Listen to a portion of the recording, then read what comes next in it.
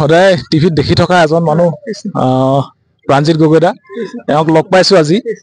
এওঁৰ পৰা অলপ কিবা জানিব বিচাৰিম। আপোনাক কিবা এটা বনাই থকা দেখিলো ইয়াত। ঘৰ চাংঘৰ বুলি কয়, সেই চাংঘৰ ভাগেই মানে নিৰ্মাণ। এই ভকত আহিলে অকনমান জিৰণি ল'ব পাৰিব, তাৰপিছতে কৃষ্ণ মানে ফটো মাৰিব পাৰিব। আজিকালি আৰু জানেই এইটো ফটোৰ কথাটো। এইবিলাক যিবিলাক শিবিৰ বনাইছে মানে মানুহবিলাক আহি ইয়াত থাকিব পাৰিব। হয় হয়, ইয়াত ভকত মানে থাকিবৰ বাবে এইবিলাক নিৰ্মাণ কৰা হৈছে। গতিকে ভকতে যাতে সকলো ফালৰ পৰা সুবিধাখিনি পায় আৰু সেইখিনি ব্যৱস্থা কৰা হৈছে। এনেই মানুহৰ সমাগম আপোনাৰ কিমান হ'ব নিচিনা লাগিছে? কিমান হ'ব যেন লাগিছে সেইটোতো অনুমান কৰিব পৰা নহ'ব। গতিকে গুৰুজনাৰ মানে আদৰ্শৰে অনুপ্ৰাণিত অসম ভূমি যিহেতু, গতিকে অসম ভূমি গুৰুজনাৰ আদৰ্শৰে অনুপ্ৰাণিত মানে ৰাজ্য। গতিকে ইয়াতো আৰু কিমান ভকত হ'ব তাৰ একো সীমা সংখ্যা নাই।